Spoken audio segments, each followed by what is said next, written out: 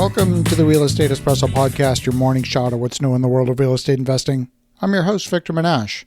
On today's show, we're taking a look at crisis and trying to understand the possible impact on your real estate business.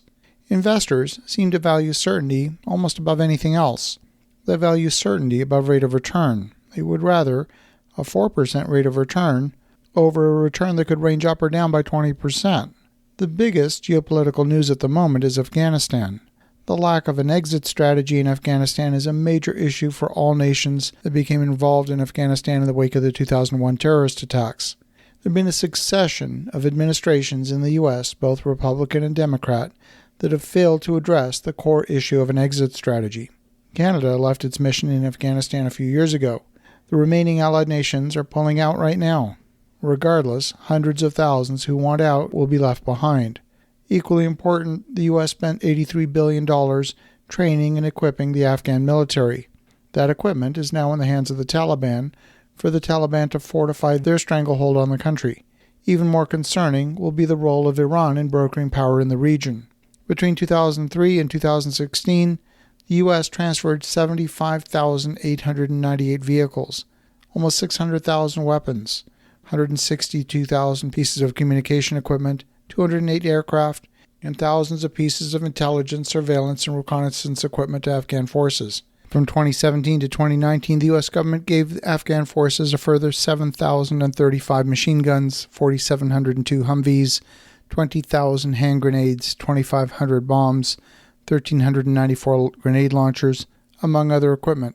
At the end of June this year, Afghan forces had 211 U.S.-supplied aircraft. At least 46 of those aircraft are now in Uzbekistan after more than 500 Afghan troops used them to flee as the government in Kabul collapsed.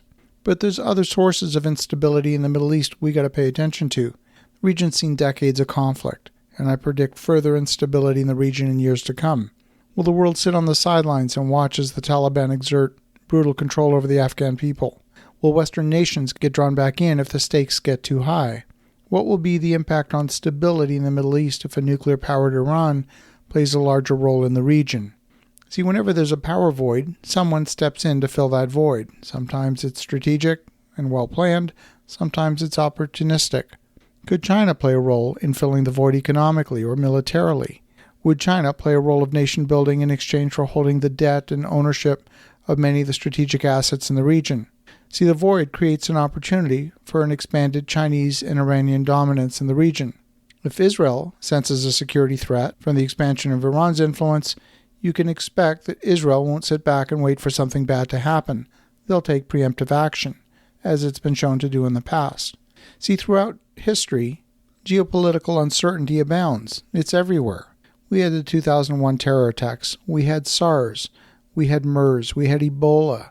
We had the 2008 financial crisis. We've had the COVID-19 pandemic. We had the Greek sovereign debt crisis that threatened to topple some of Europe's largest banks, including two of the largest banks in France. We've had supply chain disruptions. We've had trade disputes with China. We've had lumber shortages, steel shortages, labor shortages. We had Russia invade the Ukraine and annex the Crimean Peninsula. We've had hurricanes and earthquakes and volcanic eruptions. We've had wildfires destroy thousands of homes. There have been catastrophic failures at nuclear power plants.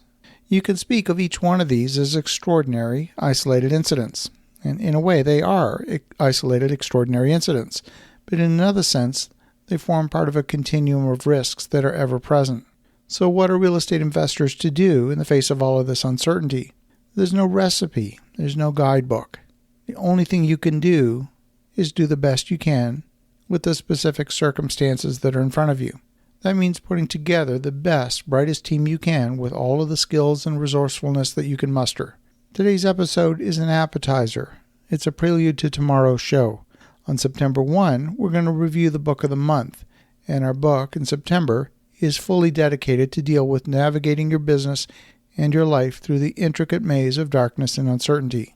As you think about that, have an awesome rest of your day. Go make some great things happen. I'll talk to you again tomorrow.